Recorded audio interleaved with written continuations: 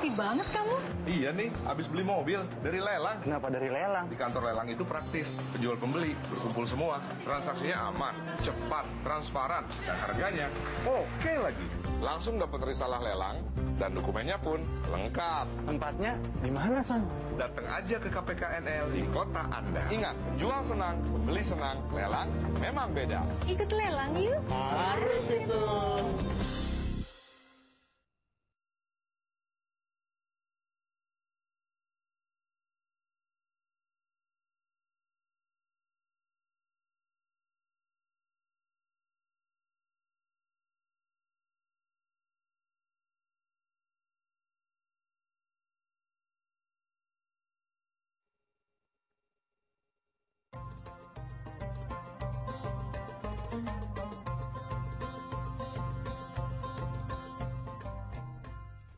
Pemirsa, terima kasih Anda masih setia bersama kami dalam acara Subur, Solusi Umat Bulan Ramadan. Dan perbincangan yang menarik tentang puasa dan problematika ekonomi umat akan kami lanjutkan. Ustadz Taufan, kalau kita melihat apa yang terjadi di tengah masyarakat, apakah di pasar ya ataupun dalam komunitas masyarakat, nampaknya masih terjadi praktek riba. Ya, mungkin bisa menjelaskan lebih lanjut bagaimana? Ya, jadi sebenarnya hampir seluruh dunia selama ratusan tahun sekarang based on riba. Oh iya? Seluruh dunia. Masya Allah. Jadi ini yang harus disadari oleh umat Islam, najis riba ini, bahkan hadis yang kita sama-sama sering baca, riba ini 27 tingkatan. Tingkatan terakhir sama dengan menzinahi ibu kandung sendiri. Masya Allah. Nah, najis yang begitu besar tadi yang Habib katakan, ini yang tidak disadari sebagai najis yang ya mukhalafah. Najis yang sangat-sangat besar. Kalau najis saja tadi yang untuk berwudu, kita begitu risau. Tapi yang kita makan hari-hari, bahkan hari ini juga dengan adanya riba yang sudah mendarah daging, ini membuat doa kita tidak dimakbulkan. Keberkahan rezeki kita, inspirasi kita, kreativitas. Ini yang pertama. Yang kedua, bahwa kita harus memberdayakan umat kepada need, bukan kepada want. Sehingga kebutuhan. Betul bahwa apa yang Allah Subhanahu wa taala melalui rasulnya katakan bahwa innal mubazirina kana ikhwanis sayatin. Jadi sebenarnya kita perilaku konsumerisme, perilaku yang hanya mengedepankan keinginan-keinginan bukan kebutuhan, ini adalah membuat umat terperosok kepada selalu menikmati bukan selalu memproduksi. Yang ketiga, walaupun hari ini kita memiliki resources, memiliki alam yang gemah limpah loh jinawi, tetapi ketahuilah bahwa hampir seluruh dunia penikmat kue ekonomi bukan orang Islam. Ini yang harus kita balik, kita rubah, kita lakukan reformasi. Baik, wah, nampaknya sudah ada yang ingin berinteraksi bersama kita. Ya, assalamualaikum. Wah, terputus. Baik, bagi pemirsa yang nanti ingin berinteraksi, silakan hubungi kami di 021-574-3478 atau 574-3476. Kami menanti respon Anda atau interaksi Anda. Baik, kita lanjutkan. Jadi itu hal yang luar biasa ya. Dan ini menyangkut mentalitas umat, mentalitas mayoritas umat. Ya. Dan ini juga diperagakan oleh pemerintah. Kita menaik haji, kita menunaikan ibadah haji, sekarang masih menggunakan ribawi. Gitu ya. Tidak ada kemauan untuk seluruh haji dananya hanya di bank syariah. Dan kita lihat juga beberapa pengutip zakat menggunakan rekening ribawi. Masya Allah. Jadi pemerintah pun tidak dengan sepenuh hati. Nah, jadi ini masalah kita. Ya, bahkan kita melihat walaupun di bank-bank konvensional yang telah ada, juga ada bank syariah, tetapi itu setengah hati tadi ya. Jadi satu kaki lepas, kemudian ekornya dipegang. Gitu daripada tidak. Pakar ekonomi Islam nih, bagaimana melihat hal seperti ini? Jadi siapa yang seharusnya disalahkan dan bagaimana yang seharusnya dilakukan? Kalau menyalahkan orang lain, enggak lah. Menyalahkan diri sendiri pada saat kita menunjuk begini, jari kita menunjuk kita sendiri. Jadi praktek-praktek ribawi itu bukan hanya bunga, akan tapi menggelembungkan keuntungan kapital demi kebutuhan sendiri itu adalah ribawi gitu kan. Pada saat kita bilang yuk kita berbisnis secara syariah, terus benchmark kita apa? Lihat bunga dulu deh gitu kan. Ibarat menjual sapi akan tapi harganya dari harga babi. Nah, Masya Allah. Ya. Itu kan. Ya, jadi Contoh itu kan. uswah. Ya, betul. Jadi pada saat riba itu menjadi sesuatu yang nikmat, maka itulah bisnis terbesar kita pada saat ini. Dan itu kemudian diakomodir oleh pemerintah. Iya. Semuanya. Ya, semua, Masya Allah. Baik, kita terima. Ya, silahkan. Assalamualaikum. Waalaikumsalam warahmatullahi wabarakatuh. Dengan siapa di mana, Pak? Dengan Pak Jamani di Kalbata, Kabupaten Bintang. Binta. Jamaidi. Silakan Pak Jamaidi. Ini Pak, Pak Jamani Pak. Ya. Jamani. Ya. Ini saya mau bertanya Pak. Zaman sekarang ini kan banyak masyarakat menabung di bank gitu kan. Ya. Sedangkan di bank itu menjanjikan adanya bunga. Yang ingin saya tanyakan. Pak Jamani, mohon maaf, mohon pesawat televisinya agak dikecilin dulu supaya tidak feedback. Silakan. Oh iya Pak. Ya. Yang ingin saya tanyakan Pak, apakah ini termasuk riba atau enggak? Apakah kita si penabung ini termasuk dalam riba atau enggak gitu Pak? Ya, terima kasih Pak atas ini. Saya ingin jawabannya lah gitu. Terima kasih kembali. Ya, setelah Pak Jamani, silakan. Ya, silakan. Assalamualaikum. Dengan siapa di mana? Assalamualaikum warahmatullahi wabarakatuh. Waalaikumsalam warahmatullahi wabarakatuh. Dari Bapak Haji di Bojonegara, Serang, Banten, Pak. Ya, silakan Pak. Ya. Ya, jadi menarik sekali nih Pak ya. Apalagi yang pembicaranya adalah orang-orang yang dapat percaya ini. Jadi ya betul, apapun padanya macamnya gitu ekonomi bangsa ini. Untuk penataan ekonomi secara adil dan merata, memang sesuai apa judul pembicaraan ini, yaitu berpuasa. Pertamanya itu Pak. Iya. Karena dari puasa itu akan mengalir sebuah zakat. Zakat inilah yang memang dibicarakan secara ekonomi yang adil dan merata.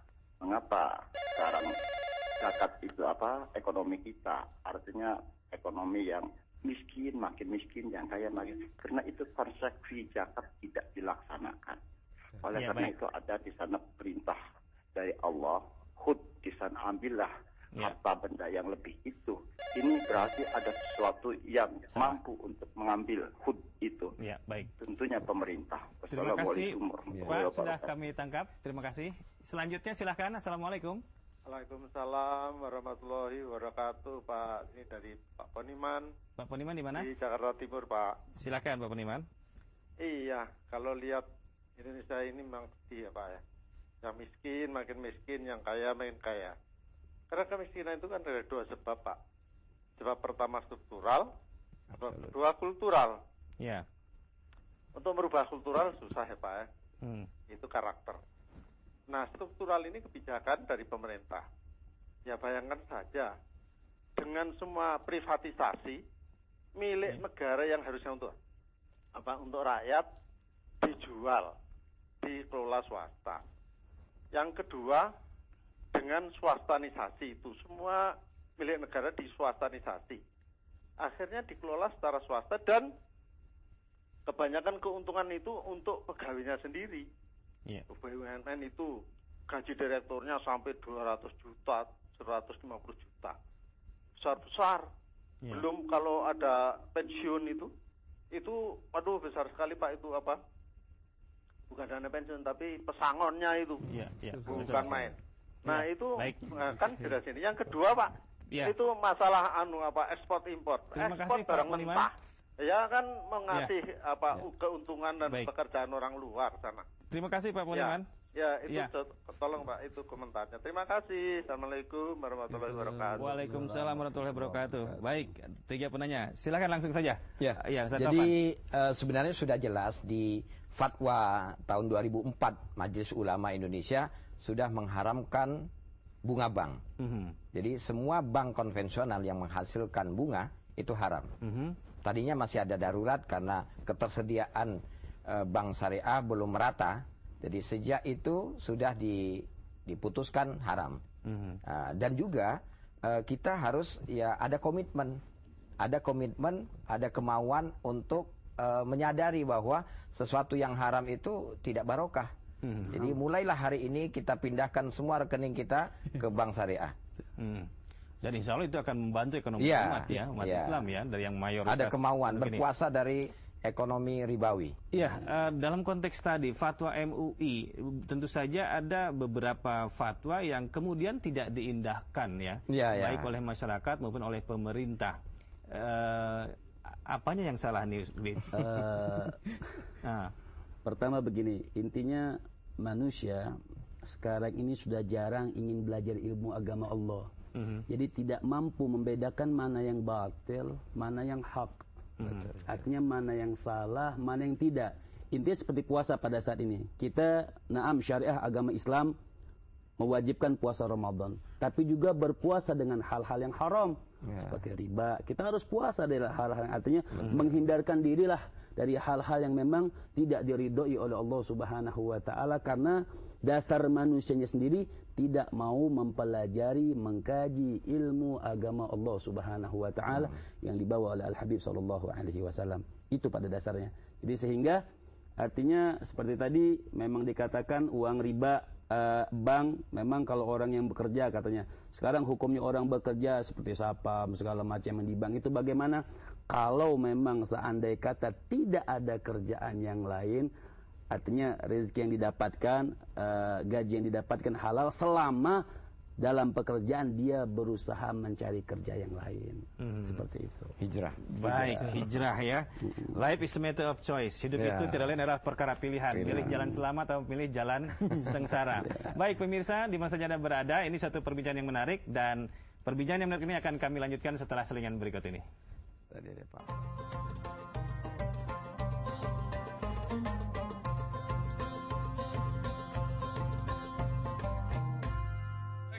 Hai Son, happy banget kamu. Iya nih, habis beli mobil dari lelang. Kenapa dari lelang? Di kantor lelang itu praktis, penjual pembeli berkumpul semua, transaksinya aman, cepat, transparan, dan harganya oke lagi. Langsung dapat risalah lelang dan dokumennya pun lengkap. Tempatnya di mana, Son? Datang aja ke KPKNL di kota Anda. Ingat, jual senang, beli senang, lelang memang beda. Ikut lelang yuk. Harus itu. Bersujud kepada Allah, bersyukur sepanjang waktu, setiap nafasku seluruh hidup, semoga diberkahi Allah, semoga dirimu, semoga langkahmu diiringi oleh rahmatnya. Saya terkesan dengan LP3I karena menerapkan link and match, sehingga para siswanya mendapat kompetensi yang sesuai dengan kebutuhan dunia kerja. Lembaga pendidikan itu baik jika peduli pada kesempatan kerja bagi para alumninya seperti apa yang dilakukan oleh LP3I.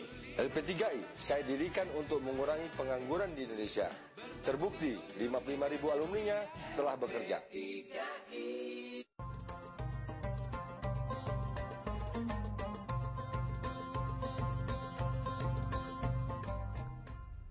Pemirsa, terima kasih Anda masih setia bersama kami dalam acara Subur, Solusi Umat Bulan Ramadan. Dan tema kami adalah tentang puasa dan problema ekonomi umat. Baik, tadi telah ada beberapa penanya yang belum dijawab semuanya. Mungkin akan dijawab oleh Pak Dr. Tato ya, Pak Joko. Silakan. Yang belum tadi dari Pak Poniman nampaknya yang perlu untuk dijawab. Silakan.